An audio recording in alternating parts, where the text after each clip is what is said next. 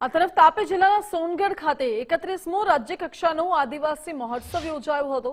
આ મહોત્સવમાં ગુજરાત ઉપરાંત મહારાષ્ટ્ર, રાજસ્થાનના કલાકારોએ પોતાની વિવિધ સાંસ્કૃતિક કૃતિઓ રજૂ કરીને દર્શકોને મનમોહિત કર્યા હતા। આ કાર્યક્રમમાં રાજ્યના મંત્રી ડોક્ટર જયરામ ગામિત સહિત સ્થાનિક અગ્રણીઓ અને જિલ્લાના અધિકારીઓ પણ ઉપસ્થિત રહ્યા હતા। તો વિવિધ રંગોના આદિવાસી પોશાકોમાં સુસજ્જ થઈ ભાઈ બહેનોએ આદિવાસી વાજિંત્રો સાથે કરેલા નૃત્ય આકર્ષણનું કેન્દ્ર બન્યા। સાથે જ અહીં આદિવાસી વાનગીઓએ પણ લોક આકર્ષણ જમાવ્યું હતું।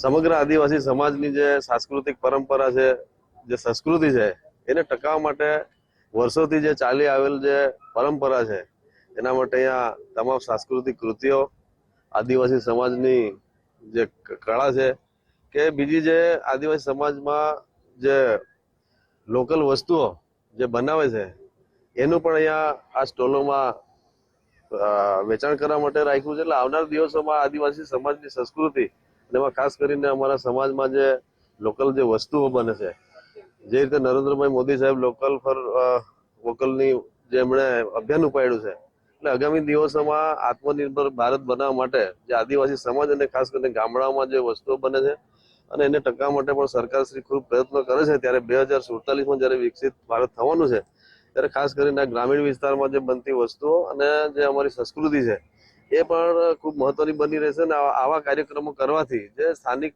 લોકો છે, જે અમારી બનાવટો છે, એને પણ રોજગારી માટે પણ આવા કાર્યક્રમો કરીને એને રોજગારી માટે પણ આ સારું પ્લેટફોર્મ મળે છે। જે સાંસ્કૃતિક કૃતિઓ છે એને પણ આ મંચ પર આવીને આવનાર દિવસોમાં એમનું પણ બહાર કદાચ જવાનું હોય કે વિદેશ જવાનું હોય તો પણ આ કૃતિઓને આવા કાર્યક્રમોથી પ્લેટફોર્મ મળે છે। અમે ગુજરાતના ભરૂચ જિલ્લાના રહેવાસી છીએ। સીધી ઇમરાન ગ્રુપ નામ સીધી ધમાલ નૃત્ય પ્રસ્તુતિ અમે કરીએ છીએ। તે અમારા આજથી તકરીબન 800-850 સાલ થઈ ગયા। અમારા પૂર્વજ ઈસ્ટ આફ્રિકા, ઝાંઝીબાર, તંજાનિયાથી અહીં આવ્યા હતા।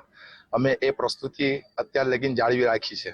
અમે લગ્ન પ્રસંગમાં અમારા કુલ પીર છે, એમના મોટા ફંક્શનમાં અમે નૃત્ય કર્યા જ કરીએ છીએ।